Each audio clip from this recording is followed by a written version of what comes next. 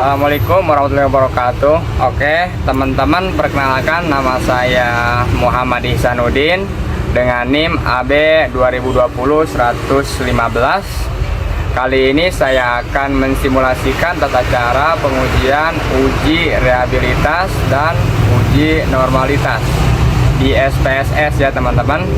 Pertama-tama kita harus punya dong yang namanya aplikasi SPSS ya teman-teman. Untuk menunjang lainnya ada Microsoft Excel. Nah, untuk membuka data-datanya ya, kita harus sediakan dulu Microsoft Excel ya teman-teman. Pertama-tama kita harus buka dulu SPSS dengan tampilannya teman-teman, dengan terview. Oke. Untuk pengujian yang pertama yaitu uji yang namanya reliabilitas ya teman-teman. Nah, kita kopikan hanya angkanya saja.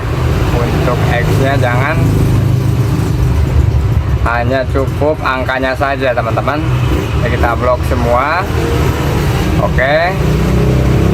Setelah itu kita copy, salin ya teman-teman. Kita tempel ke SPSS ya teman-teman. Kita copy paste, masukin di data view ya teman-teman. Oke, kita paste dari sini. Nah, dan ini sudah muncul ya teman-teman data-data yang tadi di SPSS. Nah, untuk mengubah nama atasnya kita rubah atas karena memang terlalu kepanjangan. Nah, kemudian kita ganti satu misalkan, kemudian bawahnya X2, X3, X4, X5, X6, X7, X8, X10, 11, X12, X13. Nah, ini untuk total X-nya ya.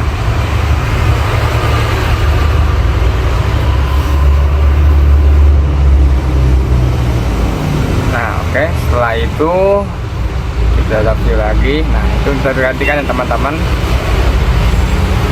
Dan uji reliabilitas yang pertama kita ujikan dengan klik analyze. Setelah itu tata scale ya. Scale. Dan ini nama reliabilitas analis. Nah, untuk pengujian reliabilitas di sini yang dinamakan pindahkan hanya datanya saja, tidak dengan total datanya, hanya X1 sampai X13 saja. Untuk total X-nya jangan dipindahkan ya teman-teman. Kita blok, menuju ke item, lari ke statistik. Setelah itu kita contreng ya yang namanya scale if later delete. Nah, udah dicontreng. Kemudian teman-teman, lalu modelnya alpha ya. Oke, ini muncul ya teman-teman, uji reliabilitas. Oke, 0,84. Oke, uji reliabilitas ini bertujuan untuk melihat apakah kuesioner memiliki konsistensi jika pengukuran dengan kuesioner tersebut. Nah, dasar pengambilan uji reliabilitas rumus alpha, kuesioner disebutkan reliable lebih dari 0,6. Dari sini kita tahu dari callback alpha itu 0,8 dan end of item adalah jumlah.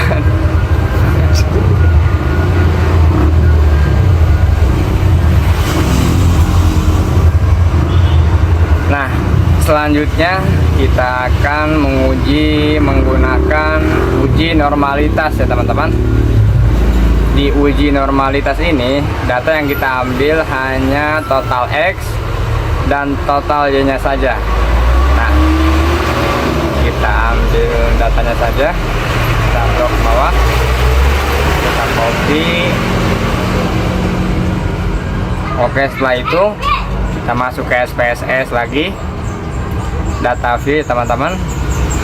kopi di sini ya teman-teman. Kita paste di sini. Oke, kita muncul datanya teman-teman. Terus kita ambil lagi datanya, data yang Y nya ya. Kita blok lagi datanya saja ya teman-teman, total Y nya di copy, kemudian lari lagi ke SPSS, tempel di sebelahnya ya, kita paste. Nah, oke, ini sudah muncul ya. Untuk mencirikannya kita rubah namanya dulu ya, biar kelihatan namanya. Di sini kita ganti namanya X, nah, total X, kemudian kembali lagi kita. Nah, kemudian di sini kita harus mencari dulu yang namanya residu. Nah, dulu yang namanya residu.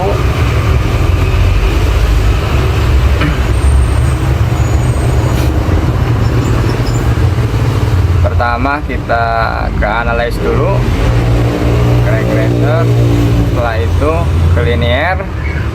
Nah di sini kita harus masukin cara terbalik ya, total X nya ke independen, kemudian total Y nya ke independen ya, jangan sampai terbalik ya. Ya, di save dulu. Setelah itu klik yang namanya standardized. Kita klik contreng. Oke, setelah kita contreng, kita oke kan. Nah, jadi di close aja. Kita terlalu diperlukan hanya perlu datanya saja. Nanti data secara otomatis muncul di sini ya. Jadi yang kita residunya ya. Terus kemudian angka selanjutnya ke analyze, kemudian ke non parametric test, kita klik legacy dialog, kemudian klik status Apple KS. Di sini kita klik standing result, diklik, kita pindahkan ke normal. Oke kan saja ya teman-teman. Ini hasilnya sudah muncul ya teman-teman dari uji normalitas ya. Bisa kita lihat, jadi uji normalitas adalah yang dilakukan dengan tujuan untuk menilai data, kelompok data atau variabel apakah jadi uji normalitas berguna untuk mengumpulkan data yang telah dikumpulkan populasi normal. Nah, berdasarkan hasil uji normalitas diketahui nilai signifikansi yaitu 0,05, maka dapat disimpulkan bahwa nilai residual berdistribusi normal. Oke, mungkin itu saja. Mudah-mudahan bermanfaat. Wassalamualaikum warahmatullahi wabarakatuh.